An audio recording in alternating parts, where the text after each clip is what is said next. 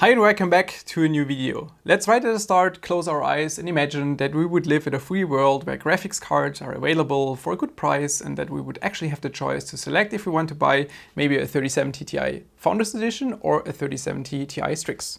Both are based on the same model obviously, but just looking at it physically, you can already tell that this card is a lot different to the Founders Edition, which doesn't mean necessarily that it's better, but that's what we're trying to find out in today's video.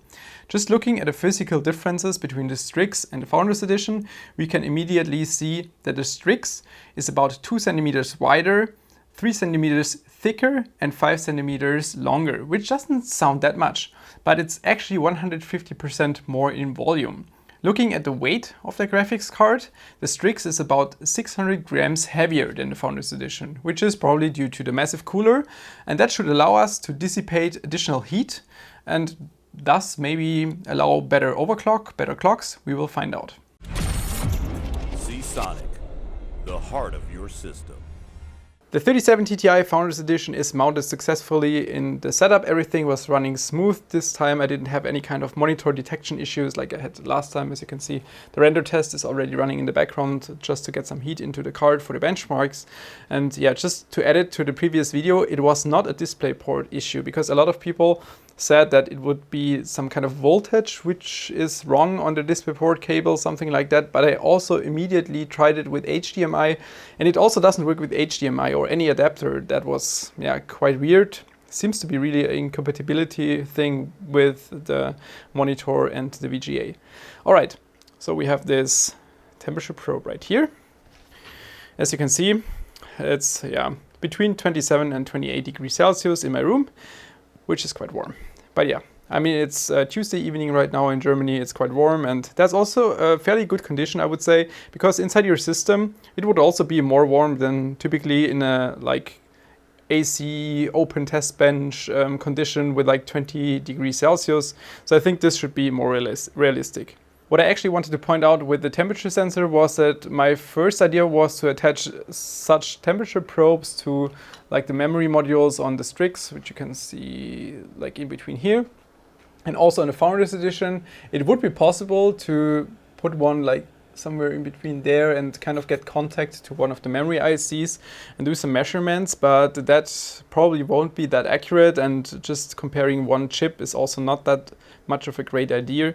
But on the other hand, it's also quite difficult if you open up those cards and you decide to attach like, let's say 6 of those to the memory ICs, for example, and try to compare the temperature deltas between the two cards, then you're also removing the stock condition, because especially on this card, it's quite a big problem to remove the cooler and then reattach it, because the thermal pads tend to break on these cards. And they're also compressed in a different way.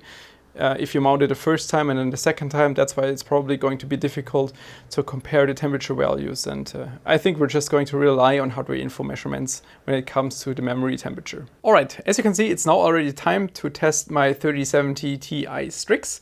This is just such a completely different card compared to the Founders Edition. I mean, just compare the sizes, and also, I mean, the cooler is so massive compared to the Founders Edition, and also we have some quite beautiful RGB light on there. Also, we have 3 times 8-pin connectors, which is pretty much overkill for a 3070 Ti, but we will find out if this makes a difference for overclocking or not. I also added a microphone right here, and we will try to compare the noise levels of both cards. I would expect that the Strix will be more quiet under load. We will get to a more detailed analysis in a second, but just for the start, the Strix hits about 48 FPS in Times by Extreme GT1, whereas the Founders Edition hits only 46.7 FPS, and that's where you can straight see a difference between the two cards. And the reason for those performance differences is of course the clock. And on this card, on this individual Strix, we're seeing clocks somewhere between 1935 and 1950 MHz in Times by Extreme, which is about 80 to 100 MHz more than the Founders Edition. While the test is running in the background, I just want to highlight, this looks beautiful, like absolutely beautiful when you have the LEDs shining from the top through the fans. Very nice effect. Yeah, Sheik is also not enjoying the heat at this moment. probably falling asleep any second. And here we have the strength of a Strix. 50.3 FPS, which is almost 4 FPS more than the Founders Edition, which is about 8 to 10% more performance than the Founders Edition, at least with overclocking, because that's what we did right here. Core voltage plus 60, which is pretty much the ideal spot for my card. If I increase this, it will result in lower clocks. Power limit 122%, core clock plus 130 MHz, which results in all-time stable 2085 MHz. If it goes above 2100 MHz, it sometimes crashes at like the 4th or 5th rerun. That's why this was the stable spot for me.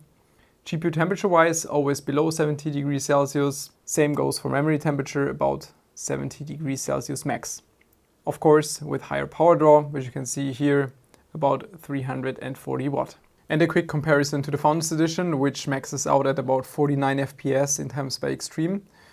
Clock about 2 GHz on the GPU, and overall the temperature is always about 10 degrees Celsius higher on the GPU and also on the memory, while it's consuming quite a lot less power. It's about 30 watt less power draw on the GPU, which is also a result of the lower power limit, which is maxed out at plus 10%, whereas the Strix allows plus 22%. Alright, I'm done with all my graphs and all the benchmarks and everything, and at this point it's midnight. I'm just asking myself right now why I'm wasting even my time with this card, because this feels like the 3080 Ti. It completely feels useless to me. I mean, just starting off with 3D Mark times by Extreme GT1, the 3070 Ti is just a tiny bit faster than the normal 3070. And of course, I mean, if you use an ASUS Strix and you use heavy OC, you can bump it up to 50 FPS, which is about 8% more than the stock 3070 Ti Nvidia Founders Edition. But still, there is a huge gap to a 3080. And stock, the difference between the 3070 and the 3070 Ti is almost nothing. So I'm just wondering, like, why does this card exist again? Similar to like the 3080 Ti. Starting off with rendering from the ASUS in 1440p Ultra, the 3070 Ti is pretty much on the same level as the 3070. I mean, it's 1 to 2 FPS difference in the 1% low and in the average FPS. That's nothing you can feel. If you have both of those GPUs inside your gaming rig, you will not be able to tell a difference between the 3070 and 3070 Ti. And the Strix is a tiny bit faster than a Founders Edition, about 2 to 5 FPS, depending if you're looking at 1% low, and the average FPS. Same goes for remnant from the ASUS in 4K. Similar performance between the 3070 and the 3070 Ti, and the Strix is a bit faster. PUBG 1440p, exactly the same. It's just above a 2080 Ti and the 3070. And also, if we're switching to 4K, it's pretty much the same. It's 1 to 2 FPS difference. Last gaming benchmark is Control in 1440p, and this game is using ray tracing, as you probably all know. And using 1440p resolution, it's absolutely playable. It doesn't matter if you're using a 3070 or a 3070 Ti. And if you're switching to 4K, it's not playable. It doesn't matter if you're using a 3070 or a 3070 Ti. Alright, so let's neglect for a second that the 3070 Ti didn't really make much sense, and they probably could have not launched this or canceled the 3070 at the same time. We're now looking at the difference between the Founders Edition and the Strix, which was the original purpose of this video. And we're starting off with GPU hotspot temperature, comparing 3D Mark times by Extreme loop testing for 15 minutes. And the Founders Edition didn't look that great, to be honest. It had a peak hotspot temperature of 92.5 degrees Celsius, while the Strix was sitting below 60 degrees Celsius. We saw pretty much the same on the memory temperature, about 86 degrees Celsius peak on the memory for the Founders Edition and 60 degrees Celsius peak for the Strix, but I have to add this was read out over software. If we compare the noise level of both cards, the 3070 Ti Strix was hitting about 51.5 dBA and the Founders Edition 49.3 dBA. And just subjectively talking, I also enjoyed the Founders Edition more than the Strix.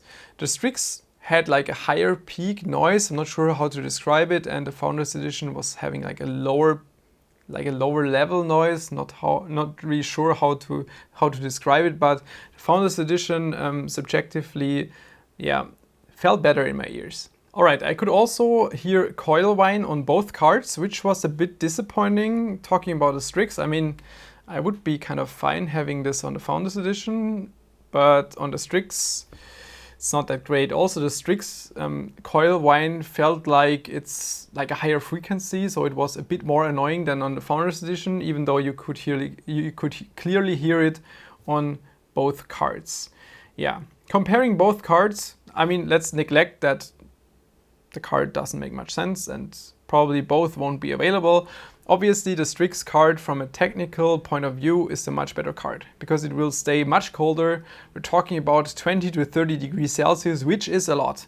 And that's not only affecting lifetime, it's also affecting the frequency and power consumption because lower temperatures always equal higher frequencies and lower power consumption at the same time.